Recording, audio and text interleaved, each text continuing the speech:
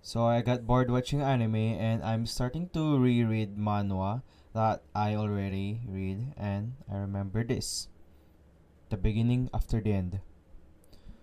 So the beginning after the end, the manhwa, written by Turtle Me and illustrated by Fuyuki 23. The first chapter of this manhwa is released on July 7, 2018, and this manhwa is still ongoing. So this manhwa has a fifth season, and season 5 is still ongoing. When I was researching on this manhwa, it has a novel version to it. No novel version to it. So the manhwa is a adaptation like Solo Leveling manhwa. I didn't read the novel version of this, so I don't know if there's missing parts of the novel to manhwa. The beginning after the end is an action adventure fantasy isekai manhwa. I'm so sick of isekai manhwa, manga, and anime, but this is a good isekai story. It's a isekai, but he is not instant super strong character. It's like Mushoku Tensei. The main character start as a baby, and he is starting to understand the world that he is in.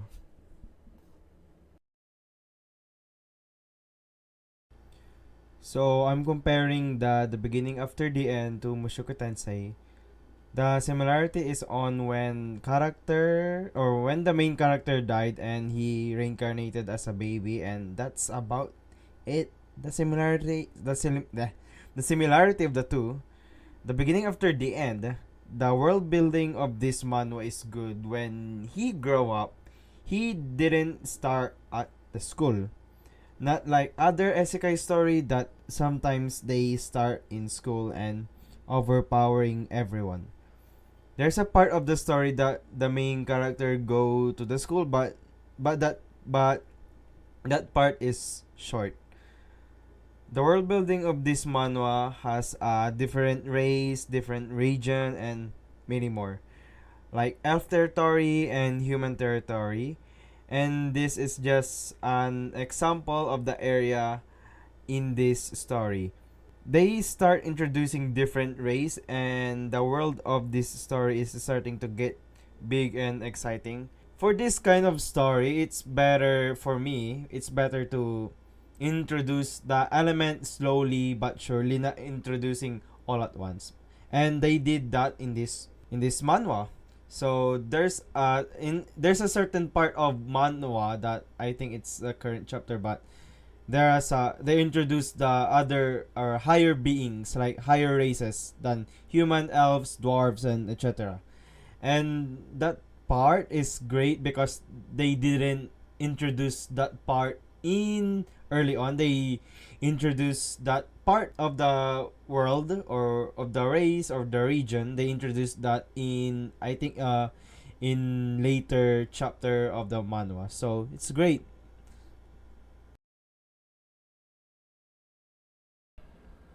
The good thing in this manhwa is that there's no fan service. I'm not gonna lie that I don't like fan service. Of course, I like fan service, but in this manhwa you cannot see any fan service. So that's a good thing because it doesn't need fan service to be a good isekai story, because the beginning after then is already a good story. The character development of the story is solid, as the isekai genre grew in popularity with every year. Almost isekai story are quote unquote throwaway. Of course, not all of them are throwaway, but you can distinguish what good isekai manhwa slash manga is, and the beginning after the end is one of the good isekai that I read. Arthur Leywind is the main character of the story. He didn't start overpowering everyone, and that's a good thing in this manhwa. It's not interesting story if the main character is super strong from the start. So that's why I love the character development of Arthur Leywind.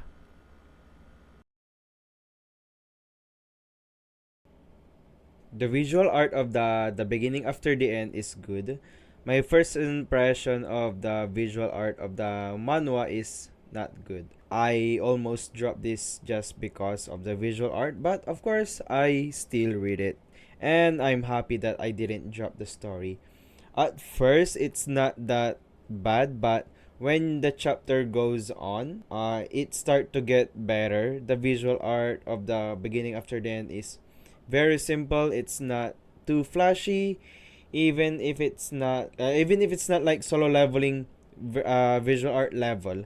It's still good or even better than the other manhwa, because nowadays there's a lot of manhwa like copycat of solo leveling that they're similar story, but they cannot replicate the same hype of the story.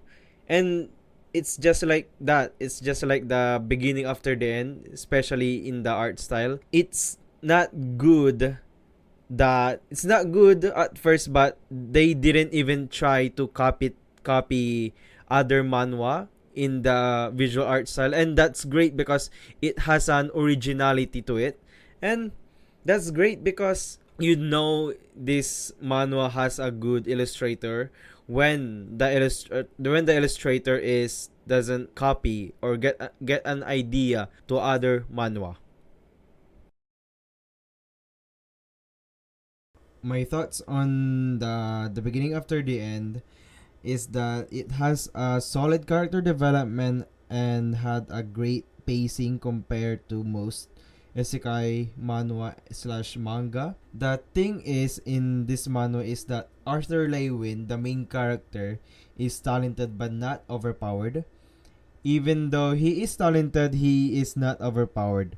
In the current chapter, he is still in training arc. This is a good thing on this manhwa. You will see how he became strong but not too strong.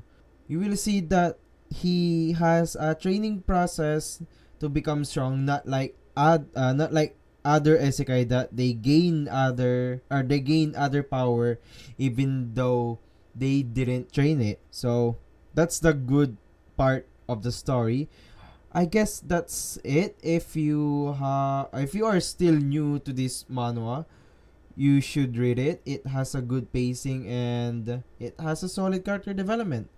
The manhwa is still ongoing, so read it because the beginning after the end is a good isekai manhwa. Hey guys, this is Saren. If you like this video, of course, hit the like button and please subscribe to my channel. And that's it. Thank you for watching. Bye!